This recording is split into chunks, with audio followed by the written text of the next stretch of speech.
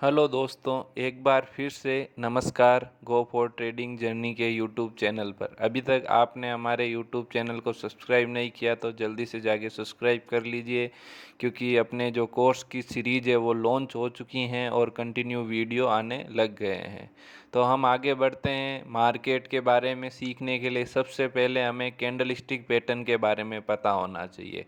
Market को analyse करने के लिए जापानीज कैंडलस्टिक पैटर्न का ही सबसे ज़्यादा उपयोग किया जाता है, जिसकी open price, close price, high price, low price और जो ये कैंडल की विग होती हैं, मतलब कि ओपन प्राइस और क्लोज प्राइस के बीच में मार्केट कितना ऊपर हाई जाता है, कितना लो जाता है, उसे हम हेड और टेल से पुकारते हैं।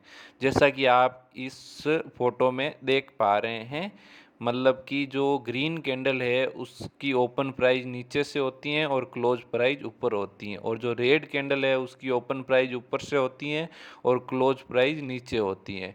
तो तो ये कैंडलस्टिक पैटर्न है जिसे हमें पहचानने के लिए इसकी open price, close price, high price, low price, इन सब के बारे में हमें पता होना चाहिए, क्योंकि हमें मार्केट को एनालाइज करने के लिए यही कैंडलस्टिक पैटर्न काम में आने वाली हैं, और हम प्राइस एक्शन को भी इसी कैंडलस्टिक पैटर्न से एनालाइज कर सकते हैं।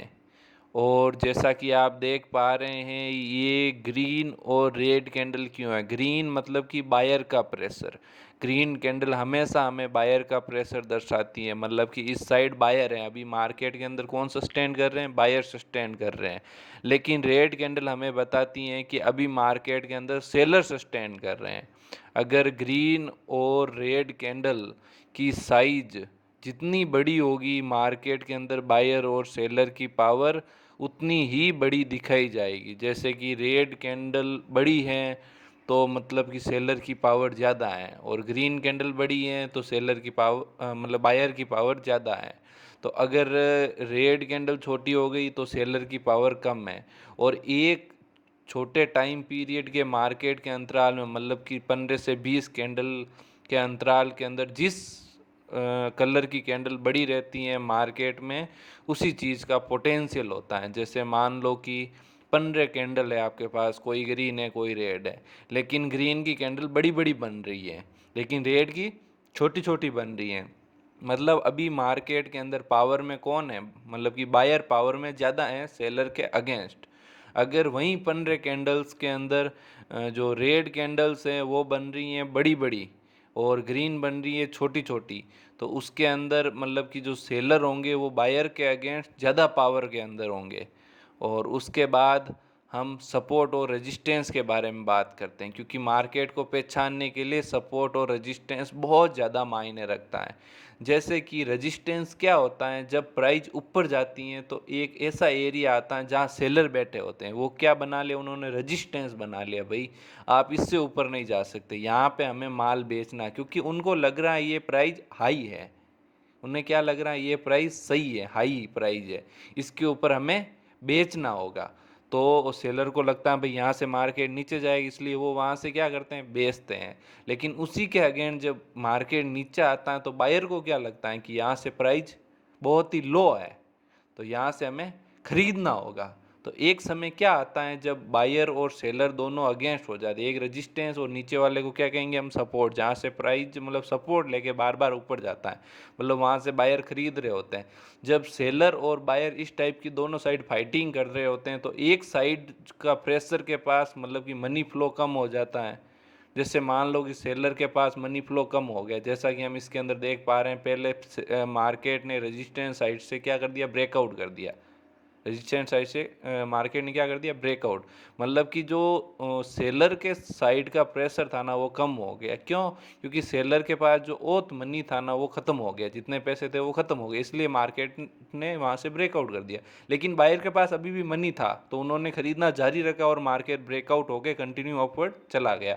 लेकिन उसी डायरेक्शन में उल्टा देखिए आप, नीचे वाली साइड में मतलब कि मार्केट ने मतलब नीचे वाली साइड में ब्रेकआउट कर दिया, जिसे हम क्या कहते हैं? ब्रेक डाउन कहते हैं, ब्रेकआउट नहीं कहते, उसे हम ब्रेक डाउन कहते हैं। मार्केट नीचे वाली साइड में क्या कर दिया? ब्रेक डाउन कर दिया। मतलब बायर के पास अभी पैसा खत्म हो गया, लेकिन सेलर के पास अभी बेचने के लिए पैसा है। लेकिन बायर के पास खरीदने के लिए पैसा नहीं है, इसलिए मार्केट ने नीचे वाली साइड में ब्रेक कर दिया। तो सपोर्ट और रेजिस्टेंस क्या होते हैं मार्केट में? हमें बायर और सेलर का पोटेंशियल दिखाते हैं, भाई यहाँ पे बायर बैठे हैं, यहाँ पे सेलर बैठे हैं, और यहाँ से मतलब कितने सेलर बैठे हैं, कितने बायर बैठे हैं, ये हमें सपोर्ट और रेजिस्टेंस बताता है। जहाँ से मार्केट बार बार बाउंस कर रहा है, मतलब वहाँ पर सेलर की मात्रा ज़्यादा है। तो मतलब ये सपोर्ट और रेजिस्टेंस हमारे लिए एरिया ऑफ वैल्यू की तरह भी काम करेंगे, जिसको हम आगे बाद में सीखेंगे। जिस तरह हमने सपोर्ट और रेजिस्टेंस के बारे में बात की, अभी ये नेक्स्ट जो आप फोटो देख पा रहे हो, ये सपोर्ट और रेजिस्टेंस का है। इसके अंदर क्या है, जो बायर है ना वो ऊपर की साइड में पुश कर रहे हैं, जो मतलब कि प्राइस है ना उसको बायर क्या कर रहे हैं, ऊपर की साइड में पुश कर रहे हैं।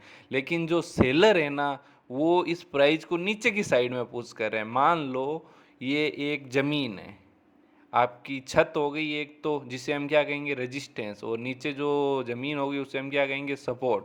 तो अगर हम एक बॉल को बड़ी तेज़ी से यहाँ नीचे फेंकते हैं ज़मीन पर, तो वो टकरा के ऊपर छत पे जाएगी, क्योंकि छत पे स्ट्रॉन्ग लेवल है। अगर बॉल की पावर ज़्यादा है, जैसे कि वो अगर लोहे की बॉल हुई तो उसकी पावर ज़्यादा होगी, तो वो छत को तोड़ देगी। सिंपल चीज़ है। अगर हमने कोई गोला या बारूद यहाँ से ऊपर की साइड में फेंका, छत की साइड में, तो मतलब कि छत आराम से टूट जाएगी। लेकिन छत कब टूटेगी?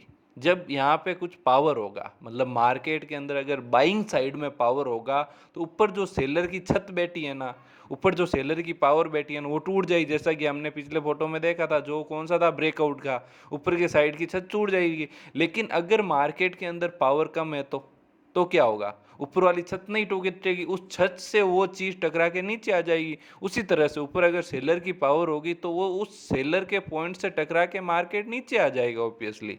उसी तरह से अगर वो बॉल नीचे आएगी, मतलब कि अपनी जो ज़मीन पर आएगी, तो क्या होगा? या तो उसके अंदर ज़्यादा पावर होगी तो वो बॉल ज़मीन के अंदर चली जाएगी। मतलब जैसे कि वो ट्यूबवेल खोदने वाली मशीनें वगैरह होती हैं ना, उनके अंदर कितनी पावर होती है कि वो ज़मीन के अंदर 500 मीटर तक वो चली जाती हैं। सिंपल सा फंडा है। तो उसी तरह अगर उसके अंदर पावर ज़्यादा होगी तो वो ज़मीन के अंदर चली जाएगी। लेकिन अगर मार्केट का पावर कम है, एक सिंपल सी बॉल को हम फेंक रहे हैं ज़मीन पर, तो वो ज़मीन से टकरा के ऊपर की ओर जाएगी वापस। उसी तरह से नीचे कौन बैठे हैं? बायर, जो कि एक जो कि एक ज़मीन की तरह काम कर रहे हैं। जब बॉल आएगी, जब मार्केट की पावर धीमे धीमे होगी, तब वो ज़मीन से टकरा के ऊपर वाली साइड चली जाएगी वापस। जैसा कि आपको अभी समझ में आ रहा होगा, जैसा कि मैं आपको बता रहा हूँ, वो ज़मीन से टकरा के ऊपर वाली साइड वापस चली जाएगी। इसी तरह से ये प्रोसेस चलता रहता है। लेकिन जब जिस साइड पावर कम होगी, जिस साइड जो पैसे अगर किसी भी